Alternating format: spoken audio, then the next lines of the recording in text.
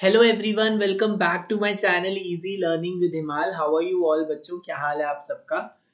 बच्चों, इस वीडियो में मैं आपको ग्रामर का बहुत इंपॉर्टेंट टॉपिक पढ़ाने वाला हूँ, दैट इज मॉडल्स। तो मैंने इस session that is session 2023 to 24 की में ग्रामर स्टार्टिंग से पढ़ाना शुरू कर दिया है और मैंने ऑलरेडी टेंसेस डिटेल में कवर कर दिया। 3 वीडियोस में टेंसेस के लिए लेके आया था, जिसमें सबसे पहले मैंने आपको टेंसेस के रूल्स करवाए, सेकंड में मोस्ट इंपॉर्टेंट एमसीक्यूज कराए और थर्ड पर मैंने उसके ट्रिकी एंड चैलेंजिंग क्वेश्चंस कराए।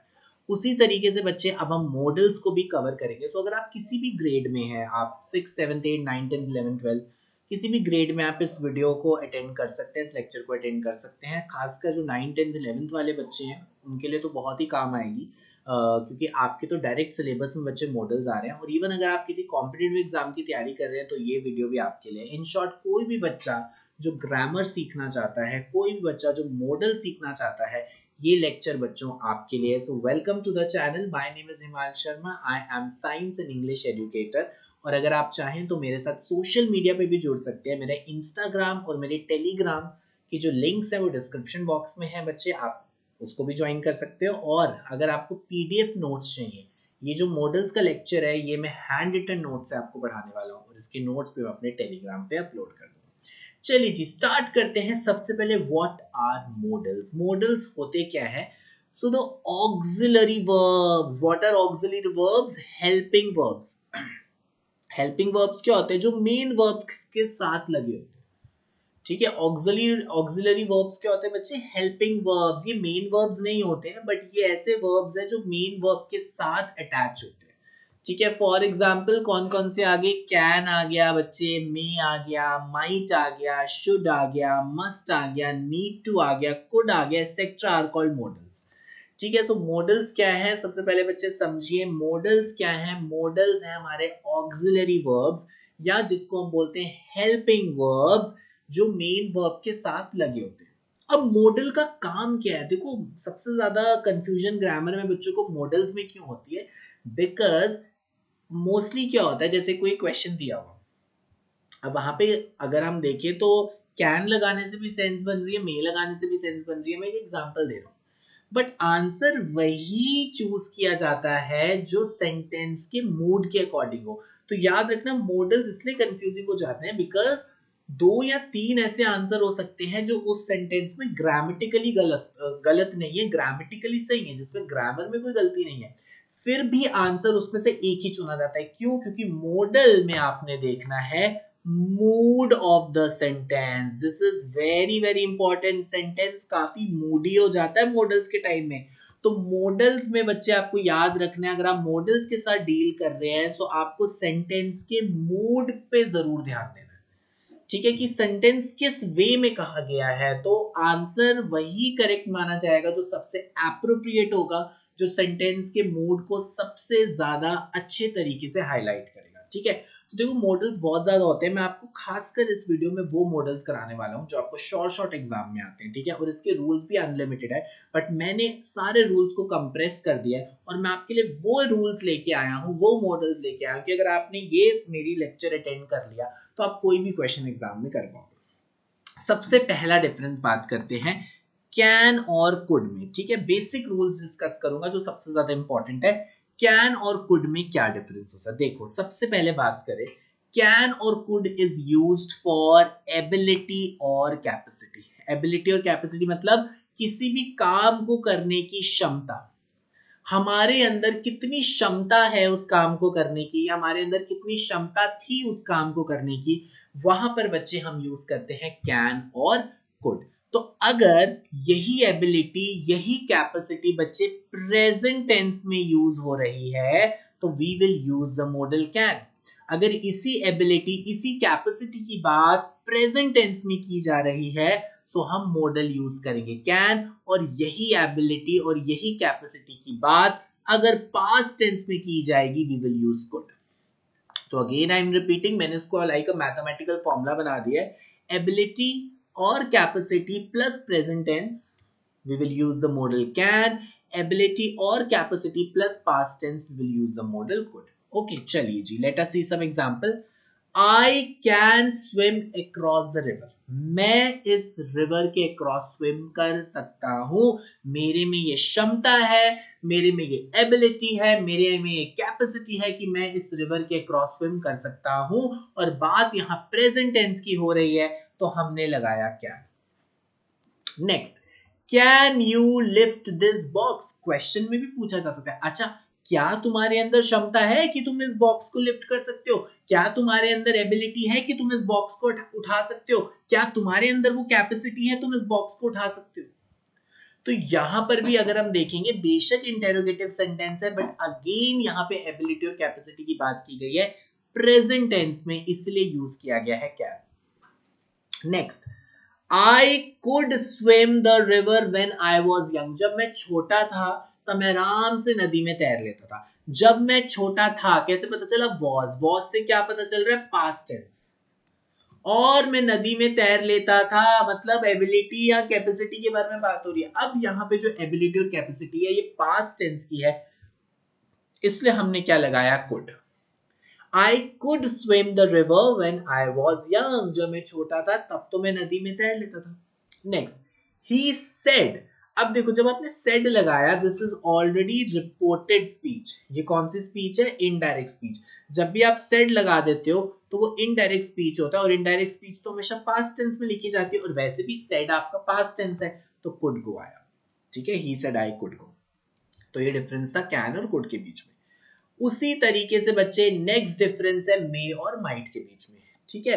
तो मे और माइट कहां पे यूज होते हैं, ये जनरली यूज होते हैं प्रोबेबिलिटी या पॉसिबिलिटी, जहां पे इफ की बात आती है, अगर, ठीक है, मतलब कहने का मतलब है आप अभी श्योर नहीं हो, वी आर नॉट श्योर, ठीक है। इवेंट हो भी सकता है, मे हैपन और मे नॉट हैपन, हमें नहीं भाई श्योरिटी नहीं है, ठीक है, अभी इतनी श्योरिटी नहीं है, हमें पॉसिबिलिटी है कि हो सकता है, नहीं भी हो सकता, प्रोबेबिलिटी है कि इवेंट हो सकता है, नहीं भी हो सकता। तो जैसे एबिलिटी और कैपेसिटी के लिए हम कैन और कुड यूज करते थे, सिमिलरली पॉसिबिलिटी और प्रोबेबिलिटी के लिए हम मे और माइट यूज करेंगे। अगर यही पॉसिबिलिटी यही प्रोबेबिलिटी प्रेजेंट टेंस में यूज हो रही है, ठीक है, अगर यही पॉसिबिलिटी यही प्रोबेबिलिटी प्रेजेंट टेंस में यूज हो रही है तो हम यूज करेंगे मे, और सिमिलरली यही पॉसिबिलिटी यही प्रोबेबिलिटी पास्ट टेंस में यूज हो रही है तो हम यूज करेंगे माइट। अब देखो, इट डैश रेन टुमारो, हो सकता है कल बारिश हो, है ना। अभी हम ये चीज प्रेजेंट में ही बोल रहे हैं, पास्ट का यहाँ पे कोई भी कनेक्शन नहीं है, तो हम बोलेंगे मे, हो सकता है कल बारिश हो। He dash be at home, वो भी अपने घर पे हो सकता है। अभी हम श्योर नहीं है कि वो घर पे होगा या नहीं होगा, बट ये चीज अभी हम प्रेजेंट में ही बोल रहे हैं, प्रेजेंट की ही बात करें इसलिए मे लगा दिया, he may be at home. I thought, but जब लिखा आई थॉट, मुझे ऐसा लगा था, मैंने ऐसा सोचा था, देखो थॉट का मतलब था होता है सोचा था, थॉट का क्या मतलब होता है, सोचा था, मैंने ऐसा सोचा था कि वो घर पे होगा। तो यहां पर बच्चे क्लियरली पता चल रहा है कि पास्ट के बारे में बात की जा रही है और पॉसिबिलिटी के बारे में बात की जा रही है। देखो वो श्योर नहीं है कि वो घर पे होगा या नहीं होगा, पास्ट की पॉसिबिलिटी के बारे में बात की जा रही है तो माइट आएगा, I thought he might be at home. She thought, again इसका भी मतलब है सोचा था, उसने सोचा था कि वो सही हो सकती है, तो पास्ट के बारे में बात हो रही है, यहां पे भी सेम, और पॉसिबिलिटी के बारे में बात हो रही है तो might, she thought whether it might be true.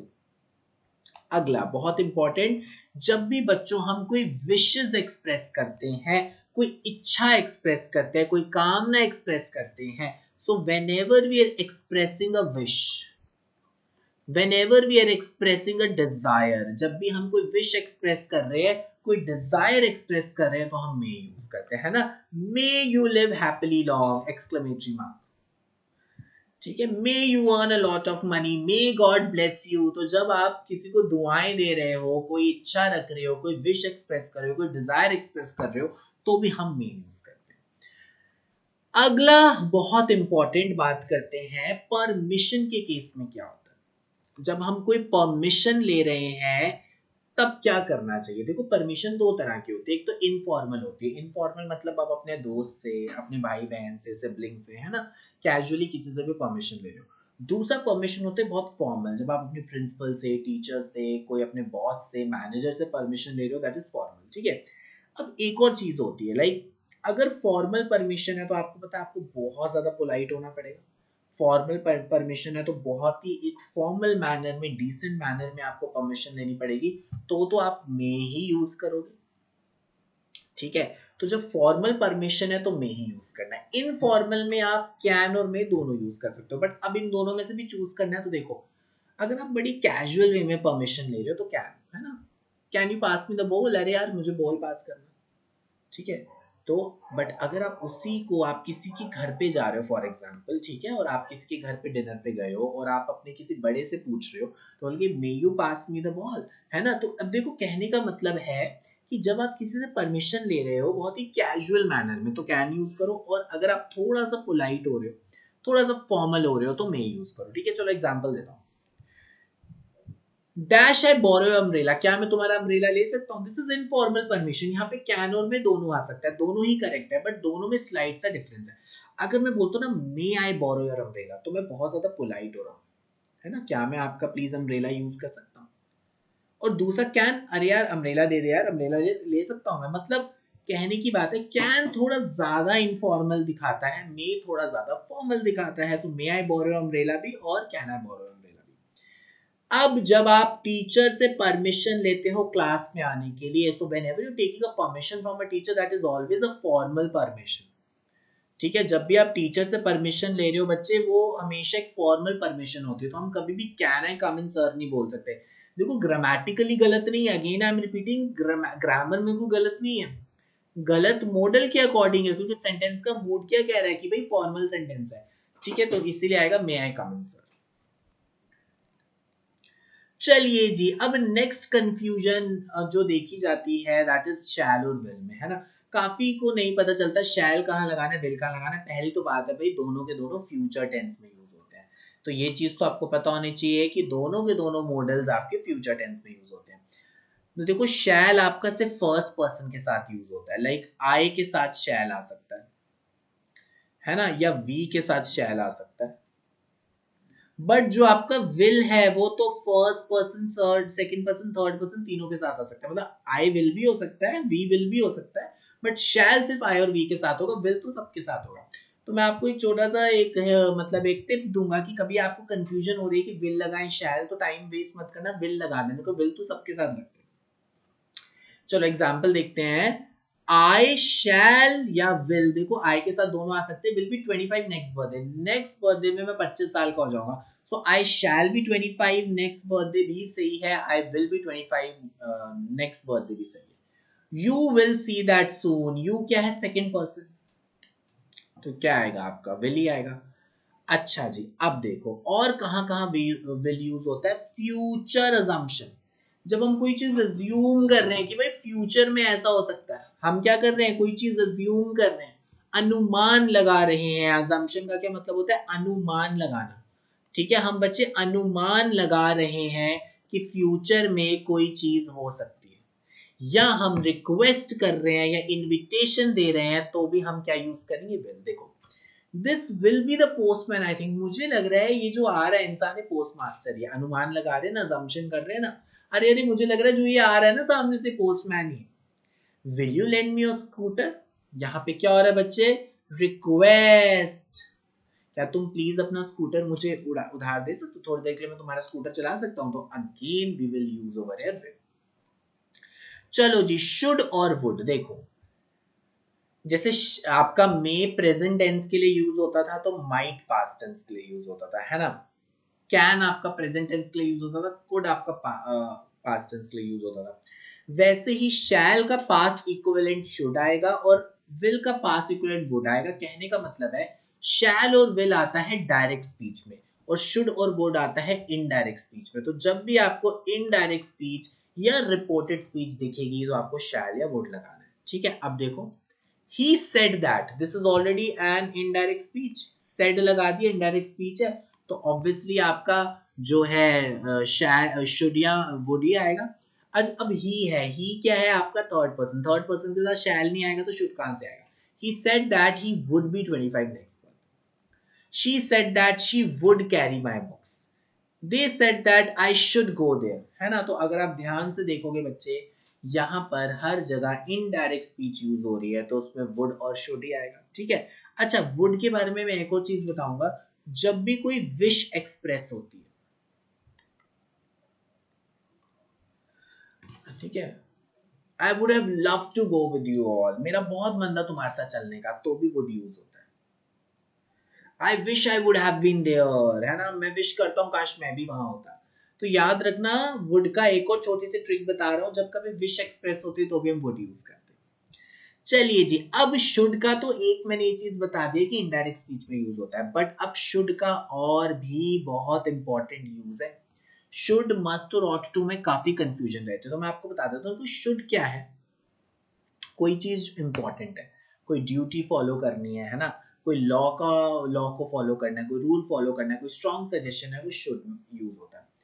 Must भी ऐसा ही है, मस्ट भी इन सब चीजों के लिए यूज होता है. तो आप देखोगे 80% केसेस में एक ऑप्शन में शुड और मस्ट दोनों ही करेक्ट माने जाते हैं.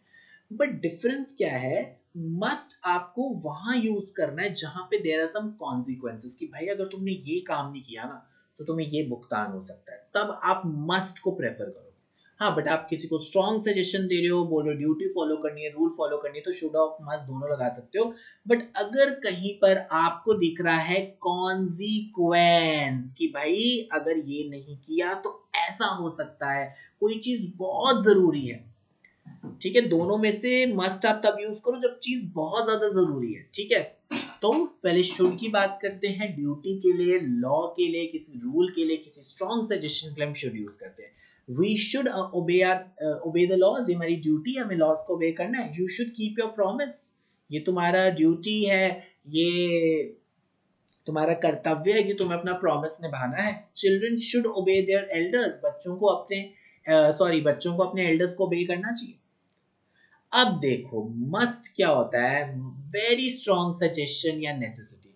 You must improve your hand writing. Suppose आप किसी को बोल रहे हो कि भाई तुम्हारे एग्जाम में मार्क्स कट जाते हैं, कि अगर तुमने हैंड राइटिंग इंप्रूव नहीं करी ना तो भाई तुम्हारे मार्क्स कट जाएंगे. तो अब तुम यहाँ पे सिर्फ सजेशन नहीं दे रहे हो, उसको कॉन्सिक्वेंस में रियलाइज कर रहे हो. You must improve your hand spelling, sorry मैंने हैंड राइटिंग बोल दिया, स्पेलिंग. अरे कल इंग्लिश का एग्जाम है, क्या कर रहे हो? You must improve your spelling. तो आप देख रहे हो यहाँ पर कॉन्सिक्वेंस, सेंटेंस का मूड कैसे बदल गया. Tomorrow you are having your English exam, you must improve your spelling otherwise lot of marks would be deducted.